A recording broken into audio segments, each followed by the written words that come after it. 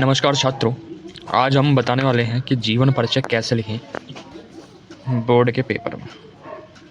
Board की scheme आ गई है और आपका पेपर है 24 तारीख को हिंदी का। तो इसी के लिए हम बताने वाले हैं कि आप जीवन परिचय कैसे लिख सकते हैं ताकि आपका एक भी नंबर ना कटे। तो आपको प्रश्न दिया रहेगा कि निम्न में से किसी एक लेखक का जीवन परिचय व उसकी 2 रचनाओं का उल्लेख कीजिए। तो ये प्रश्न होता है 5 नंबर का।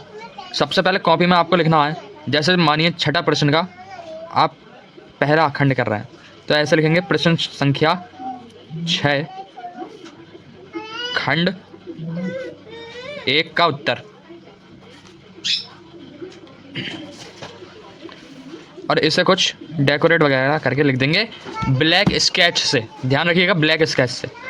फिर मानिए प्रश्न 6 का पहला खंड पे है गोस्वामी तुलसीदास। मैंने आपके लिए लिख के भी रखा, वो भी दिखाऊंगा आपको वीडियो के एंड में। अब आपको करना क्या है, अच्छे नंबर पाने के लिए आपको इनका एक संक्षिप्त जीवन परिचय लिख देना। जैसे कि नाम सामने लिख दिया, जन्म सामने लिख दिया और ऐसे ही ज़रूरी चीज़ें इधर सामने लिख दी एज ए डिटेल।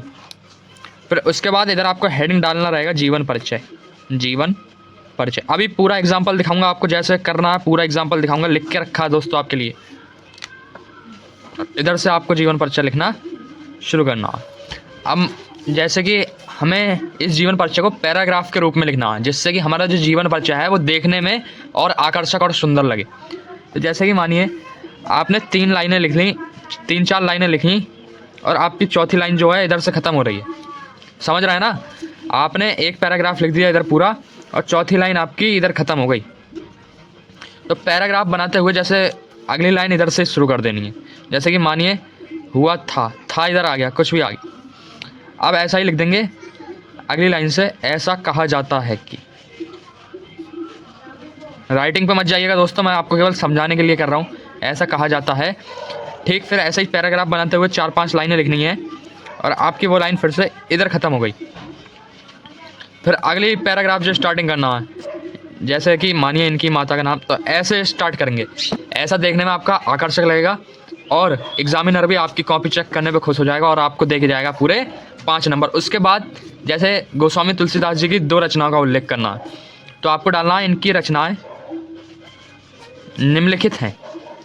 अब उसमें हम ले लेंगे इनकी एक फेमस रचना रामचरितमानस, उसके बारे में कुछ लिख देंगे। उल्लेख करना है रचनाओं का, ध्यान रखिएगा प्रश्न कहता है कि उल्लेख करना है रचनाओं का। तो रामचरितमानस में लिख देंगे कि इसमें राम जी का वर्णन किया गया है और ये इनका एकमात्र अवधि भाषा का महाकाव्य है। दूसरा कुछ भी लिख देंगे गीतावली,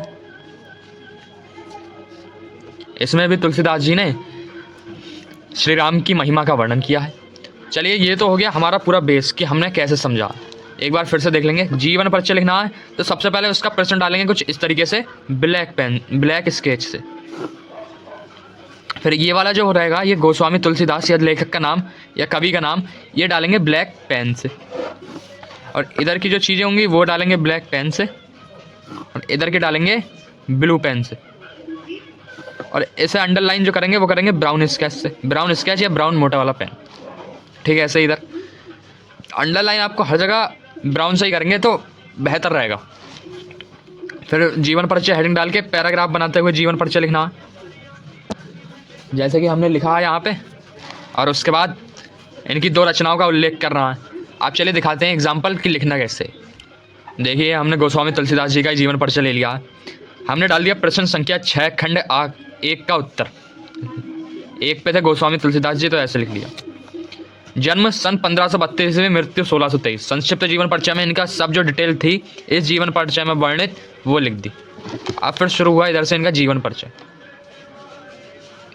जीवन परिचय हेडिंग डाला, अंडरलाइन करा और इधर से शुरू कर दिया। सगुण काव्यधारा के राम मार्ग शाखा के प्रतिनिधि कवि गोस्वामी तुलसीदास जी का जन्म सन 1532 ईस्वी में एटा जनपद के सौरो नामक ग्राम में हुआ था। इनके पिता का नाम आत्माराम दुबे तथा माता का नाम हुलसी था। हुलसी थी, इधर तक एक पैराग्राफ समाप्त हो गया। अब दूसरा थोड़ी जगह छोड़ के इधर से शुरू करना है। ऐसा कहा जाता है कि, फिर इधर पैराग्राफ समाप्त हो गया तो इधर से शुरू कर दिया।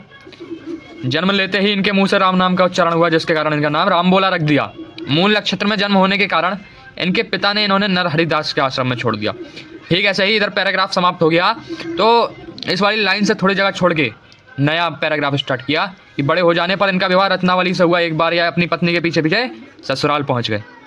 ये आपको फिर पैराग्राफ इधर तक लिख लेना है। एंड में जब इनकी मृत्यु की बात हो तो थोड़ा सा लिख देना है कि इस हिंदी पद्य के अमर सितारे ने सन 1623 को इस नश्वर संसार से विदा ली। रचनाएं लिख देंगे रामचरितमानस, और इसके बारे में थोड़ा उल्लेख करते हुए लिख देंगे कि यह तुलसीदास जी का एकमात्र अवधी भाषा में लिखित ग्रंथ है।